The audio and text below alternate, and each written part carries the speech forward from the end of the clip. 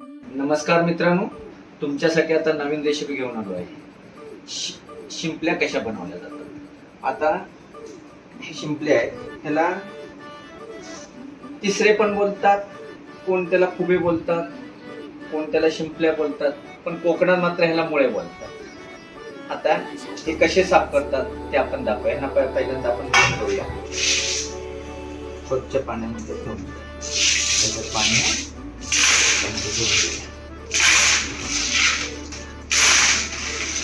अशा प्रकारे आपण मुळे धुवून घेतलेले आहे. ते आता साफ कसे केले जातात ते आपण तुम्हाला दाखवतो. त्या कशा साफ केल्या शिंपले अशी पकडायची. अशा वेळी होतं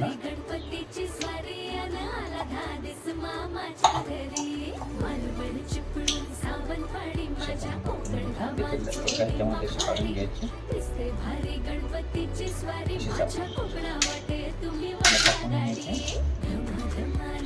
शिंपले व्यवस्थित शिंपले व्यवस्थित पकडते. वेगवेगळ्या हाताला नाही लागायची काळजी घ्यायची. हाताला नाही लागणार त्याची काळजी घ्यायची. सावकाश एक शिंपले आपण काढून घेते, एक टाकून घेते.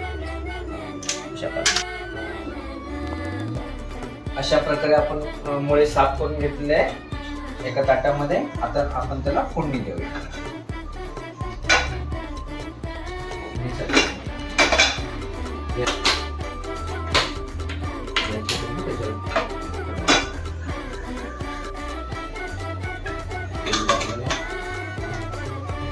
फोडणीसाठी आपण कांदा कापलेला आहे, टोमॅटो, कढीपत्ता,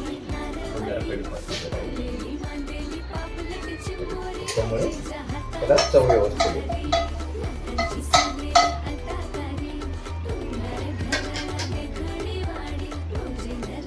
कढीपत्ता टाकलेला आहे. त्याच्यानंतर कढीपत्ता थोडा भाजून घेतल्यानंतर आपण त्याच्यामध्ये कांदा आणि टोमॅटो टाकतो.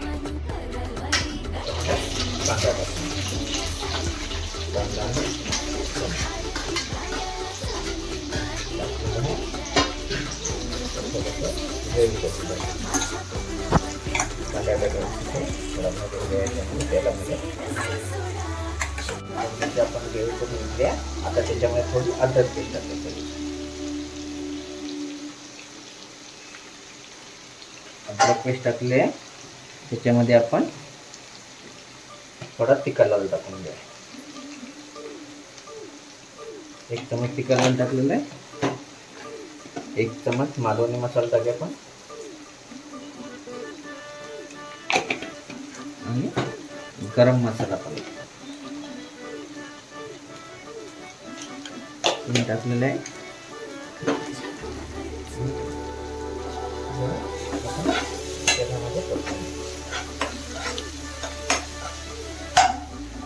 आता आपण त्याच्यामध्ये जे करलेले साफ केले शिवले त्याचे शिवले टाकून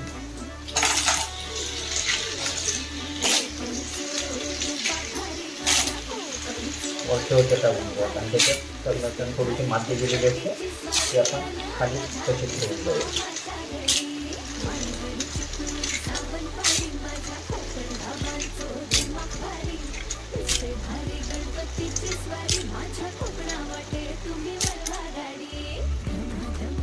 त्याच्यामध्ये काळी काळी माती आहे ती तशीच आपण खाली वरचं पाणी काढून घेऊया.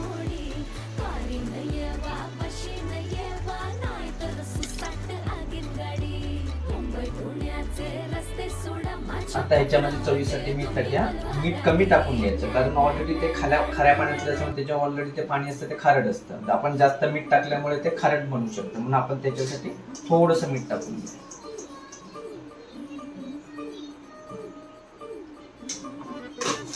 आता त्याला झाकण मारून आपण त्याच्यावर झाकण ठेवून आपण त्याला शिजत ठेवू.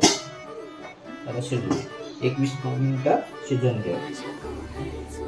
नारळाचं खोबरं भाजून वगैरे आपण तयार करून ठेवलं असतं. त्याच्यात मिरी, लवंग वगैरे सर्व आहे. त्याच्यामध्ये पाणी वगैरे टाकून आता मिक्सर थोडं वाटून घेऊया.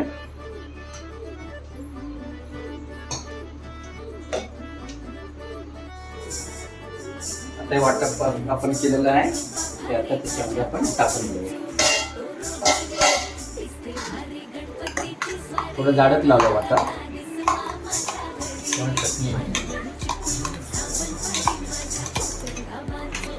चटणी ह्याच्यामध्ये आपण वाटप टाकून घेतलं नारळाचं. ते आता थोड्या वेळ अजून 10 मिनिटं शिजून घ्या. त्याच्या कोकम टाकल्यामुळे त्याला चव चांगली आहे. थोड्या वेळ आपण त्याला शिजवूया. अशा प्रकारे मुळ्याची तयार झालेली आहे मस्तपैकी.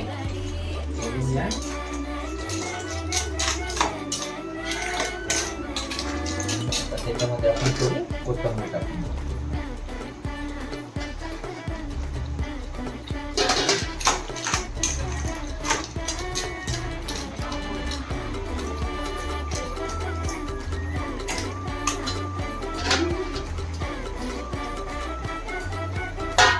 कोथिंबीर टाकून घेतली आहे. आमची मस्त पैकी झालेली आहे बघा. एक शिंपली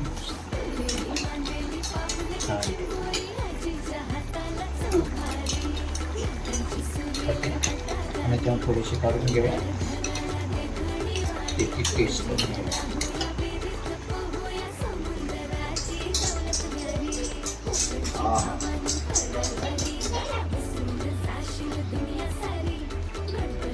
वाव, अप्रतिम, मस्त छान चव आलेली आहे.